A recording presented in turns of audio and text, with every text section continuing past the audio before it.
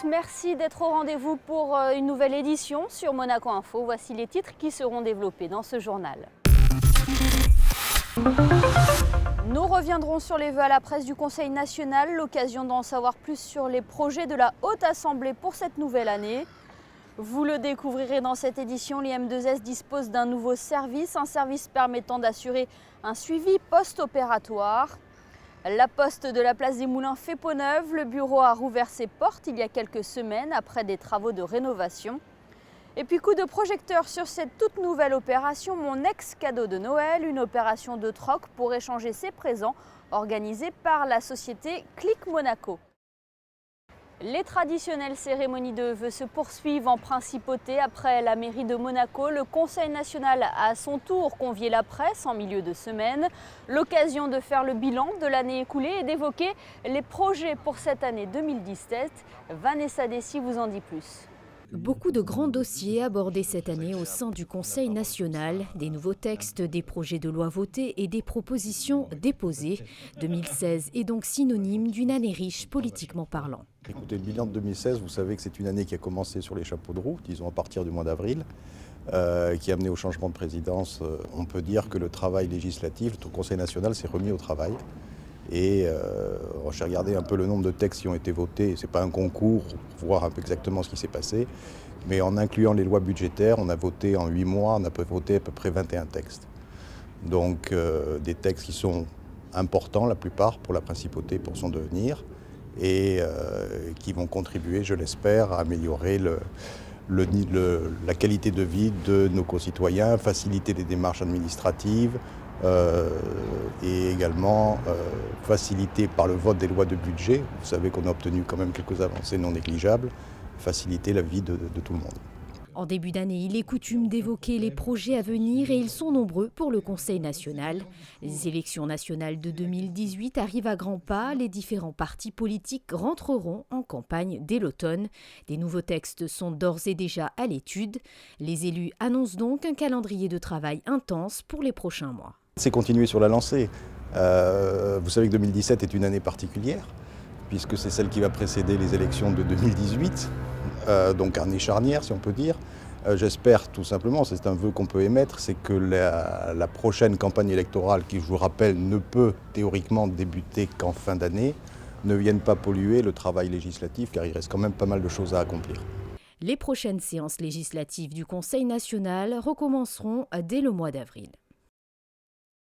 Voilà pour les vœux à la presse du Conseil national. L'IM2S débute lui l'année 2017 avec un nouveau service. Il permet d'assurer un suivi post-opératoire in situ. Il a été baptisé service de soins de suite et rééducation. Stéphane Valéry, le conseiller de gouvernement pour les affaires sociales et la santé, vient de le visiter. Le reportage de Patricia Navarro et de Serge Prémont. Près de 11 ans après son ouverture le 24 janvier 2006, l'IM2S se dote d'un nouveau service. Cette clinique ostéo-articulaire et ligamentaire est notamment reconnue pour son expertise en médecine du sport. Jusqu'à présent, les patients qui s'y rendaient pouvaient bénéficier de consultations immédiates et pouvaient être pris en charge 7 jours sur 7. Désormais, une offre supplémentaire s'ajoute à la gamme de services avec l'ouverture d'un service de soins de suite et de réadaptation. Ça permet, je vais dire, d'avoir la continuité, parce que pour nous, je vais dire, sur le plan chirurgical, c'était quand même important de pouvoir suivre pendant à peu près 15 jours les patients, parce qu'en chirurgie, il peut y avoir un certain nombre de complications, et bien évidemment pour les familles, la possibilité de venir les visiter avec des heures de visite adaptées à leurs contraintes familiales ou professionnelles, voilà. Et surtout, ça permet, je crois que c'est ça les enjeux de ce qu'on appelle la chirurgie, les anglo-saxons parlent de fast track, nous en France on parle de RAC, donc c'est un terme, si vous voulez, je vais dire un peu impropre, qui veut dire une récupération après chirurgie rapide. Et c'est ça l'enjeu.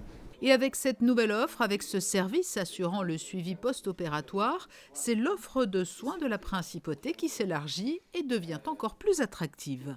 Dans tous les sondages, dans toutes les études d'opinion, les raisons qui font qu'on s'installe à Monaco ou les raisons qui font qu'on y reste placent toujours la qualité de l'offre de soins, de la santé au cœur parmi les toutes premières préoccupations. D'ailleurs, j'en veux pour preuve que nous venons de visiter ces fameux lits donc nouveaux de suite et de réadaptation et une patiente était présente, elle vient de Londres, elle est venue se faire opérer à Monaco, à IM2S, par la réputation du chirurgien qu'elle a choisi, qu'elle connaît à Londres, qu'elle connaît depuis Londres.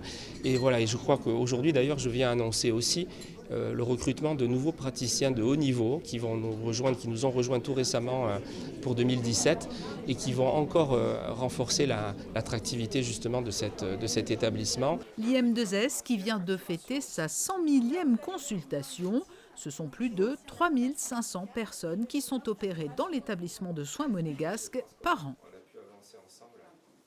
Vie pratique à présent, la Principauté compte au total 6 bureaux de poste, un service qui dépend du département de l'équipement, de l'environnement et de l'urbanisme. Le bureau de la place des Moulins vient de subir d'importants travaux. Alexandra Pani vous fait découvrir ces nouveaux locaux. C'est un établissement qui datait de 1996. Le bureau de poste situé sur la place des Moulins a retrouvé une seconde jeunesse. Plus de 90 000 clients se pressent chaque année dans ces locaux. Il devenait donc urgent de réaménager cette agence, notamment depuis la fermeture temporaire du bureau du Larvoto. La Poste dépend du département de l'équipement, de l'environnement et de l'urbanisme, et c'est à ce titre que je suis là aujourd'hui. Alors nous avons restructuré le bureau de poste du boulevard des Moulins parce que nous avons modifié les équipements publics qui sont connexes à l'opération du Palais de la Plage. Donc nous avons délocalisé le bureau de poste qui se trouvait près du Palais de la Plage. Et donc nous avons agrandi et fait des travaux sur ce bureau de poste qui est un bureau phare central de la Poste en Principauté de Monaco. Ces travaux ont été réalisés par le service de maintenance des bâtiments publics. Cette agence a donc été agrandie de près de 30% de sa surface initiale, ce qui a donc permis d'ajouter un troisième guichet et un guichet PMR. Nous l'avons remodelé pour accueillir beaucoup plus de clients. Étant donné que la clientèle du Larvoto est venue sur les moulins, nous accueillons à peu près 350 personnes par jour, l'équivalent du nombre de personnes qui fréquentent le bureau de Monte-Carlo. Donc nous avons été dans l'obligation pour un accueil parfait de nos clients d'agrandir le bureau de poste des Moulins au niveau de la salle du public, ce qui a été fait. Et il faut reconnaître, grâce à nos amis du service de maintenance des bâtiments domaniaux, en 3 semaines, le bureau a été complètement rénové, ce qui prouve qu'il y a une excellente coopération en Principauté de Monaco entre les différents services. Le bureau des Moulins est une place forte dans la redistribution des courriers en Principauté. Il couvre 25% de la totalité des boîtes aux lettres monégasques, ainsi que 125 commerces. Plus de 16 millions de lettres ont été distribuées à Monaco en 2016.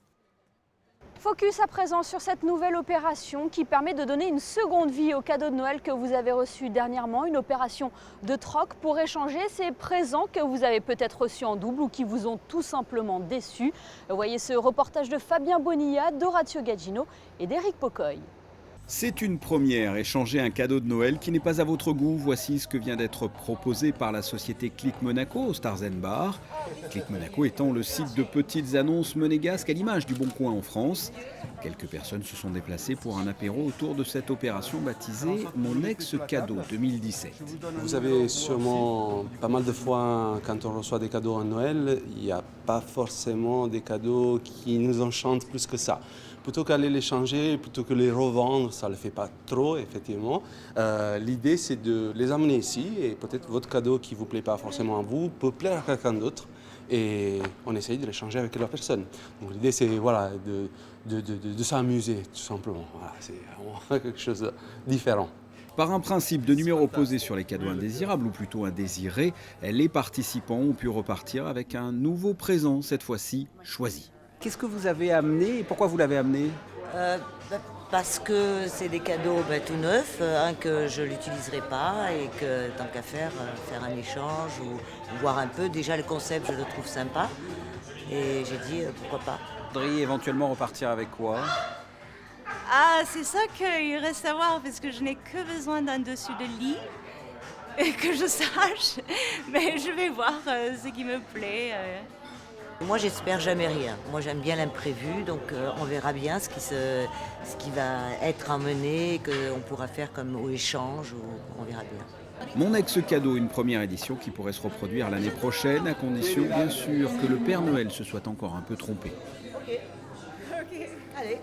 Alors que le Grimaldi Forum vient de présenter l'agenda de son premier semestre 2017, retour sur l'exposition estivale consacrée à Francis Bacon. Pensée et produite par le Centre culturel monégasque, elle vient de connaître un large succès du côté de l'Espagne et plus précisément au musée Guggenheim de Bilbao. En effet, plus de 300 000 visiteurs ont été séduits par les œuvres de l'un des artistes majeurs du XXe siècle.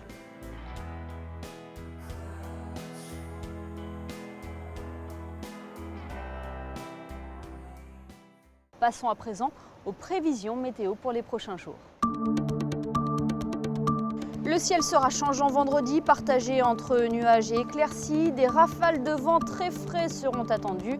Il fera 8 degrés le matin et 12 degrés l'après-midi.